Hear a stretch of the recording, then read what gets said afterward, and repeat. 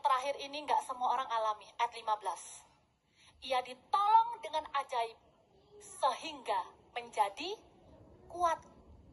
Dari ayat yang tadi saya sebutkan, kita bisa lihat orang yang hidup benar di hadapan Tuhan, Tuhan itu bela abis-abisan. Tuhan itu serius dengan orang yang serius dengan Tuhan. Jadi jangan takut.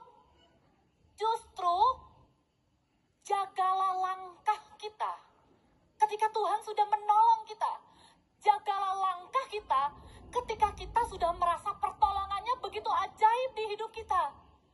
Justru jagalah langkah kita ketika kita merasa Tuhan sudah membuat kita kuat. Karena itulah awal kejatuhan Raja Uzia. Di ayat yang ke-16 dikatakan begini, setelah ia menjadi kuat, ia menjadi tinggi hati, sehingga ia melakukan hal yang merusak. Ia berubah setia kepada Tuhan Allahnya dan memasuki bait Tuhan untuk membakar ukupan di atas mezbah pembakaran ukupan. Tetapi Imam Azaria mengikutinya dari belakang bersama 80 imam Tuhan, orang-orang yang tegas. Garis bawahi dulu. Mereka berdiri di hadapan Raja Uzia dan berkata kepadanya, "Hai Raja Uzia, engkau tidak berhak membakar ukupan kepada Tuhan. Hanyalah imam-imam keturunan Harun yang telah dikuduskan yang berhak membakar ukupan. Keluarlah dari tempat kudus ini karena engkau telah berubah setia. Engkau tidak akan memperoleh kehormatan dari Tuhan Allah karena hal ini." Kalau saja di fase ini Raja Uzia mau mendengarkan Tuhan dan berkata, "Ups, imam beserta 80 imam lainnya yang tegas." Artinya ini mereka orang-orang yang tidak berkompromi dengan kebenaran. Sudah menegur, memberikan awas-awasan. Seharusnya di level ini, kalau Raja Uzia tetap ingat dari mana asalnya semua kehebatan yang dia punya, maka ayat berikut-berikutnya akan berbeda ceritanya.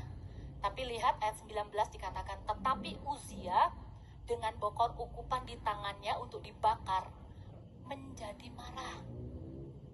Sementara amarahnya meluap terhadap para imam. Timbullah penyakit kusta pada dahinya di hadapan para imam di rumah Tuhan dekat mezbah pembakaran ukupan. Ayat 21 saya lompat.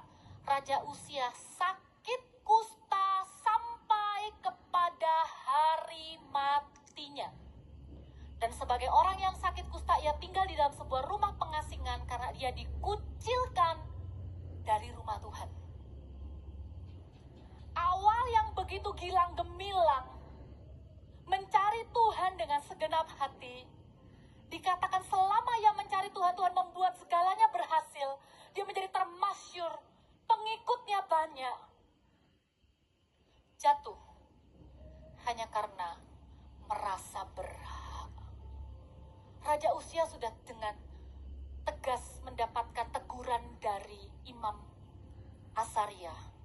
Dikatakan, engkau tidak berhak. Saya berdoa di rumah Tuhan ini,